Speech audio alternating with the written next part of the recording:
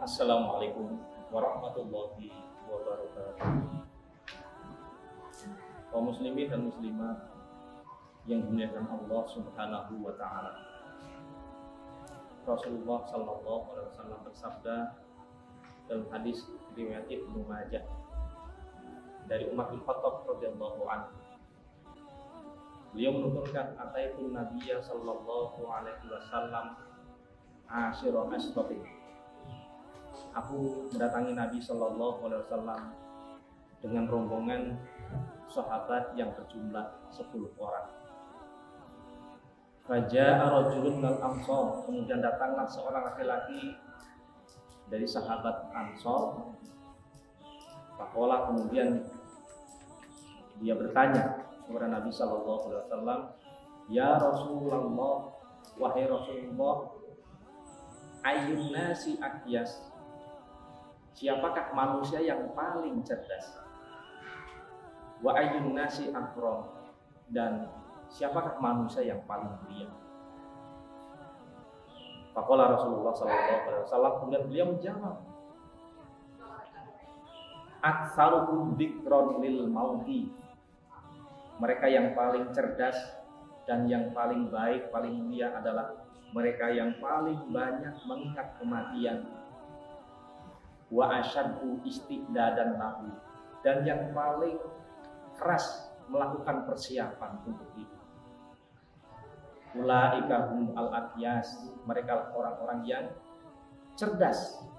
Wa aqramun nas, dan manusia yang paling mulia.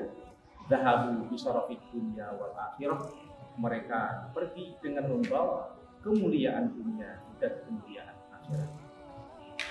Di sini Nabi kita yang mulia Nabi Muhammad Sallallahu Alaihi Wasallam memberikan suatu kaidah yang penting untuk kita, bahwa standar kecerdasan yang hakiki itu adalah kecerdasan hati, kecerdasan kolbu, kecerdasan jiwa.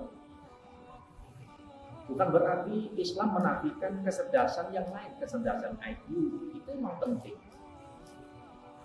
Ada juga kecerdasan emosional. Namun yang paling penting adalah kecerdasan hati. Karena betapa banyak orang yang cerdas akalnya, namun rusak amal perbuatannya, rusak cara berpikirnya, dan hancur hidupnya. Itu karena hatinya tidak cerdas. Dan Nabi kita memberikan penjelasan bahwasanya ciri-ciri orang yang cerdas hatinya, jiwanya adalah ada dua. Yang pertama, yang paling banyak mengingat kematian. Kenapa kecerdasan hati dikaitkan dengan banyak mengingat kematian? Karena orang yang banyak ingat terhadap kematian, biasanya orang itu akan giat melakukan perbuatan-perbuatan amal soleh yang bermanfaat untuknya kelak di kemudian hari, ketika dia telah berpulang menghadap Allah Subhanahu wa taala. Yang kemudian di sana dia akan mendapatkan balasan yang berlimpah dari Allah Subhanahu wa taala, dan balasan yang lebih baik dan berlipat ganda. Maka Nabi kita menganjurkan kepada kita agar kita sering dan memperbanyak mengingat kematian. Aktsiru dzikra hadimil ladzat yakni al-maut. Perbanyakkan oleh kalian mengingat kematian, karena kematian itu akan memutus daripada kelezatan. Aksiru, kami perintahkan suruh banyak mengingat kematian, karena dengan banyak mengingat kematian kita akan memperpendek angan-angan, dan kita akan melakukan perbuatan yang diridhoi oleh Allah Subhanahu wa taala, yang jauh daripada memperturutkan hawa nafsu. Ini manfaat daripada mengingat kematian. Salah satu sarana atau wasilah agar kita banyak mengingat kematian adalah kita mengunjungi orang yang sakit. Dalam Islam, mengunjungi orang yang sakit termasuk daripada hakul muslim ala muslim, hak seorang muslim kepada muslim yang lainnya, yaitu iyadatul marid, menjenguk orang yang sakit. Dan bahkan Nabi menggambarkan bahwa ketika seorang muslim mengunjungi muslim yang lainnya ketika sakit, maka dia berada di taman-taman surga. Kemudian wattiba'ul janaiz, mengantarkan jenazah ke pemakaman. Ini juga akan mengingatkan kita kepada kematian. Karena kita bisa mengambil banyak ibrah pelajaran ketika kita mengantarkan jenazah seorang muslim ke pemakaman. Kita akan memiliki suatu kesadaran bahwa kita pun akan mengalami hal yang sama kelak ketika ajal kita telah datang. Kemudian, tidak cukup hanya memperbanyak mengingat kematian sebagai tanda kecerdasan hati dan kolbu seseorang, tapi dia melakukan banyak persiapan untuk itu.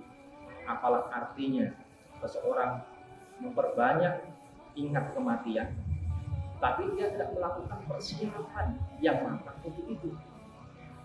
Maka betapa cerdasnya seseorang ketika dia memperbanyak kebaikan dalam hidup ini.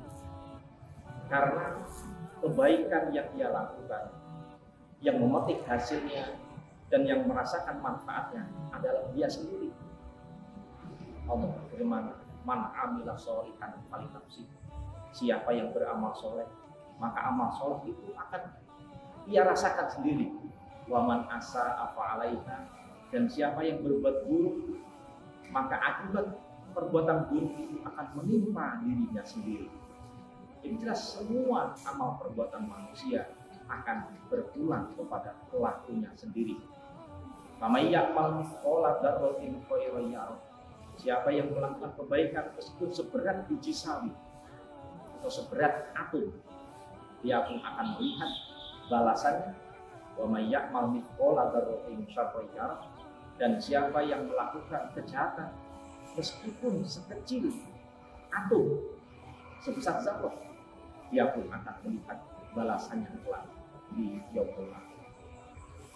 Maka janganlah kita menitikberatkan kecerdasan dari nilai-nilai angka-angka yang ditorehkan oleh seorang murid di dalam buku rapot mereka. Manakala kenyataannya kehidupan mereka, perilaku mereka sangat jauh daripada tuntunan agama Islam. Apalah gunanya kecerdasan IQ tanpa iringan kecerdasan batin dan kolbu. Maka mudah-mudahan kita semuanya tergolong orang-orang yang memiliki kecerdasan hati dengan senantiasa memperbanyak mengingat kematian, yang itu menjadi cambuk bagi kita untuk memperbanyak perbuatan-perbuatan baik yang Allah cintai dan Allah cintai. Mudah-mudahan bermanfaat. Wassalamualaikum warahmatullahi wabarakatuh.